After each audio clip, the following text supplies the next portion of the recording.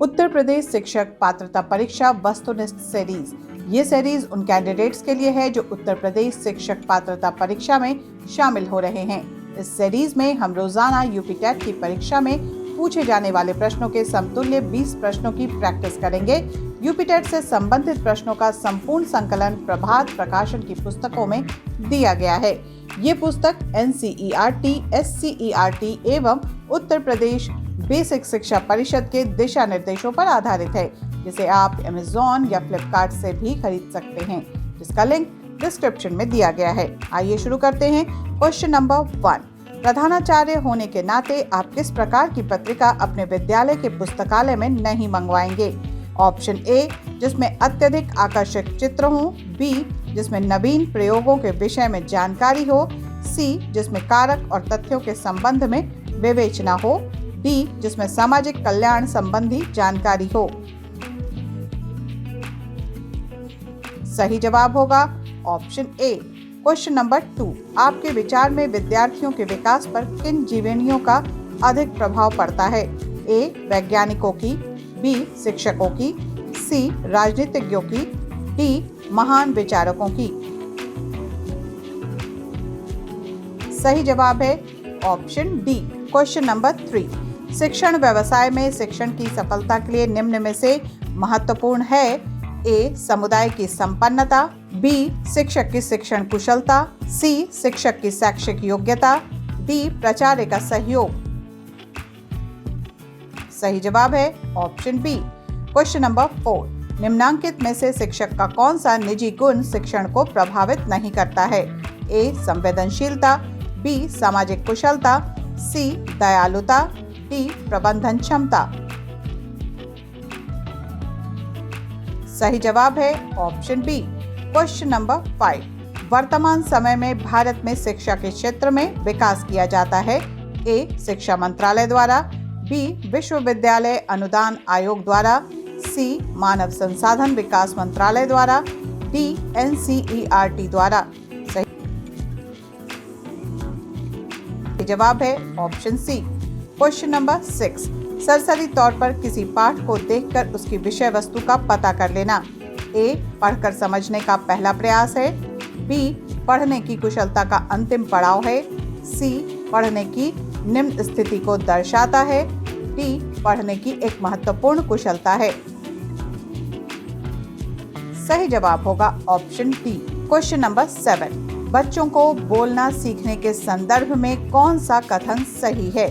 ए, बच्चों को सुनने और बोलने के अधिक से अधिक अवसर देने चाहिए, बी, अपनी भाषा से इतर भाषाओं को सुनने के लिए मना करना चाहिए, सी, सभी बच्चों की बोलना एवं सुनना सीखने की गति समान होती है, डी, बच्चों को प्रारंभ से ही शुद्ध उच्चारण के प्रति सचेत रहना चाहिए। सही जवाब है option A. Question number 8, Bhojpuri भाषी मोना श को स और र को ड़ बोलती है, इसका सर्वाधिक संभावित कारण है? ए, मातृभाषा का व्याघात, बी, उच्चारणगत त्रुटि, सी, मातृभाषा से प्रेम, डी, हिंदी भाषा की कठिनता।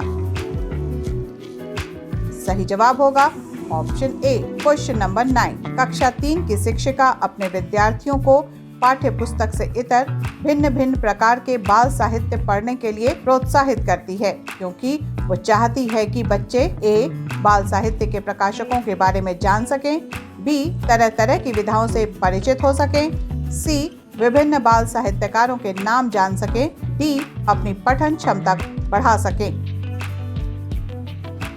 सही जवाब है ऑप्शन डी। क्वेश्चन नंबर 10, उच्च प्राथमिक स्तर पर व्याकरणिक पक्षों, शब्दों की बारीकियों के आकलन के संदर्भ में सबसे अधिक महत्वपूर्ण है? ए, पाठ्य पुस्तकीय व्याकरण के नियम जानना, बी, शब्दकोशीय शब्द संपदा का ज्ञान, सी, परिभाषाओं को जानना, डी, संदर्भ में व्याकरण समझना। सही जवाब है option D. Question number 11, the concept of transformative generative grammar was given by? A, Piaget, B, Bruner, option C, Ferdinand Saussure, D, Noam Chomsky. सही जवाब है option D. Question number 12, tail question also refers to option A, most important question, B, follow-up question, C, question tag, D, insignificant question. सही जवाब है option C, question number 13. A teacher of class 7, while teaching the poem Solitary Reaper by William Wordsworth, asks children to find how the last word of each line sound. Which is she trying to draw the attention of learners to? A, vocabulary, B, theme of the poem, C, spelling of words, D, rhyme scheme. सही जवाब है option D. Question number 14. Grammar translation method of teaching English heavily relies on A, language use as the main focus, B, form focused teaching, C, meaning focused teaching, D, direct teaching as a strategy for learning. सही जवाब है option B. Question number 15. Written description of a child's progress that a teacher keeps on day-to-day basis is A, rating scale, B, rubric, C, anecdotal record, D, portfolio. सही जवाब होगा option C. Question number 16.